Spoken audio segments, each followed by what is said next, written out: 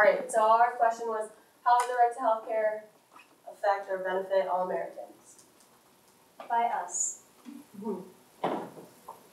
Alright, so for a little bit of background, throughout the previous years in the United States, the cost of healthcare has gone up like between 7 and 8%. Just in the United States is this black line that stands out. And compared to these other countries, such as like France, Canada, Japan, they have a pretty like steady line. Of course, it's always going to go up because there's always advancements, scientific advancements coming. But they have a pretty steady line because most of these countries have implemented a single-payer healthcare system. And since the cost of healthcare in America is so high, it results in people choosing not to like invest in it. So, from a scientific viewpoint or lens, I looked at the cost of the scientific advancements, and I have safer surgeries or effective pharmaceuticals up there. Meaning, like, if you were to get like an MRI in order to make it be safe and smooth, you would need like very expensive equipment to stay protected from like all the magnets and the radiation that goes on. So that makes it a pretty costly procedure. The limited substances up here, for example, if you were getting like a vaccination,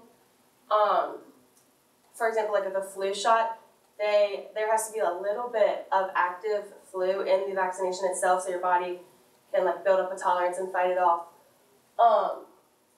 So with all those like scarce substances needed for vaccinations, pharmaceuticals, those also make it pretty pricey. And right here, this results in people not getting vaccinated because the like out-of-pocket expense, they can't bear that. So with the cost being so high, it results in poor life expectancy rates. As you can see, the United States is right here, and the current life expectancy rate at birth is 78 years, while all these other countries are way in the 80s.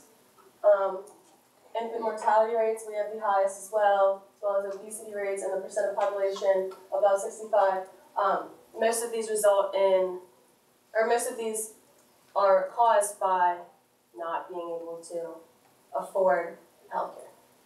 So now, Danny. So I have a political viewpoint. I'm going to focus mainly on the ACA that was passed by President Barack Obama. So the ACA was passed on March 23rd, 2010, and what it was is that it was a sweeping healthcare reform act that was intended to improve healthcare coverage to many more Americans, and that's what it did. And the ACA expanded insurance coverage to 86 million people according to this image from whitehouse.gov. And what it did that it provided annual wellness checks to people, along with cancer screening and flu shots. And also it changed the way that insurers treated their clients, such that they can no longer provide lifetime caps on claims, and they can no longer deny coverage to people with pre-existing conditions, which are conditions that take place before medical coverage starts. Also, the ACA addressed some of the inequalities in healthcare, such as women and men can no longer be charged more than one another for the same healthcare plan. Before the ACA was passed, insurers were allowed to do that, but now with the ACA, they are no longer legally allowed to do that. So we can move on to Ryan with the economic one. Billions of dollars go into healthcare every year, yet people still have to pay for certain fees because they aren't covered by the health insurance. Healthcare and health insurance covers the main cost of the bills, but certain bills, like room bills, are being paid for out of pocket. Healthcare expenses have gone up each year tremendously. As you can see by this graph, in 1992, Medicare costs were down to 5% being paid for by yourself, but recently in 2008 it has gone up to 105% being paid for. So I will be talking about the ethical ones. My first point is about a man named John L. Frank Danham. John was once going to work and had to take the subway, but as he was going down to get into the train station, he slipped and fell on the steps and ended up needing emergency cranial surgery. He went to a hospital that was in-network, meaning he was covered by the insurance that he paid, but a few of the physicians that stepped in to work on him during the surgery were out-of-network, meaning that he was fined a bill of roughly $117,000. This shows that America has a system in place right now that allows for a slip and a fall to ruin someone's entire life. Also, Americans are far less likely to get needed medical assistance anyways because of the cost. In the US, people are 33% less likely to have regular doctors, 25% more likely to have unmet health needs, and are over 50% more likely to not obtain needed medicines because of the cost in the US healthcare. And my last point is about how the US provides many free services, such as education, road maintenance, and law enforcement. Healthcare should be added to this list. So, in our U.S. Constitution, it says we are guaranteed life, liberty, and the pursuit of happiness. However, we should insert an asterisk here because of our failing healthcare system, people are dying, suffering, and going into economic peril. So we have a joke here. You can obviously tell that it's a joke. Obviously, you don't have to pay to breathe or talk or stand or exist. But this is a picture of the actual U.S. medical bill. This is for 2 months. 2 months, someone has been fined $408,000 for just needing to get better in order for them to be able to live. Like, even just staying in the room for 2 months costs the person $61,000. That's completely ridiculous. Like, no one can pay for this in their one lifetime. So our solution is to implement a single-payer healthcare system within the U.S. Now, what a single-payer healthcare system is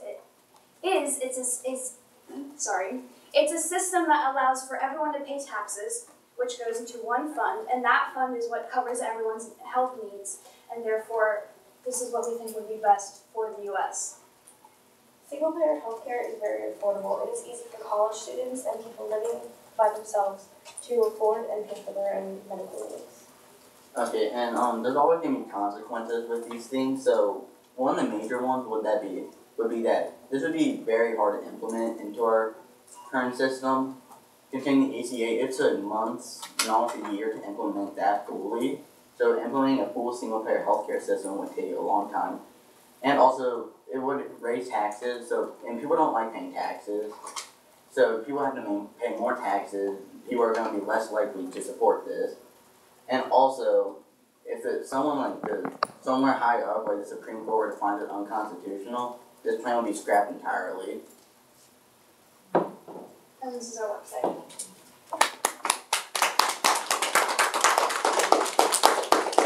Okay, I'm going to start with you, Alec. So reflecting on your colleagues' work, which one had the greatest impact on your overall understanding of the problem the group identified? I would probably say Daniel's, because he talked about a healthcare system that the U.S. has already implemented, and like even with that, like the U.S.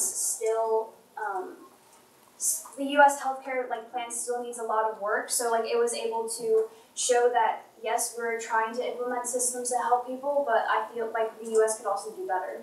Okay, thank you. Katie, you're next. What is a way in which your team's resolution makes you think differently about your own individual research? Yeah, so Alec, so we all kind of talked about, we all had the idea of a single-payer healthcare, but Alec really pushed on it, and I like that Daniel came up with the consequences, like how it's unconstitutional and how not everybody wants to pay taxes, so that definitely changed my mind after I'd written my individual research. Thank you. Okay, Ryan, you're next. So having finished your project, what, if anything, do you consider to be a gap in your team's research that, if addressed, would make you feel more confident about your conclusion? I feel like for our conclusion or solution, we could have had more than one solution, not just single-payer healthcare. I feel like we could have had more than just one solution and explain it further. Okay. And then finally, Daniel, what do you feel like was the strongest counter-argument to your solution or conclusion that your team identified, and why? I'd say our strongest counter-argument was definitely how long it would take to implement, because this is a very big system and it would take a long time to implement, and there will be a lot of struggle and troubles while doing it. Okay, thank you.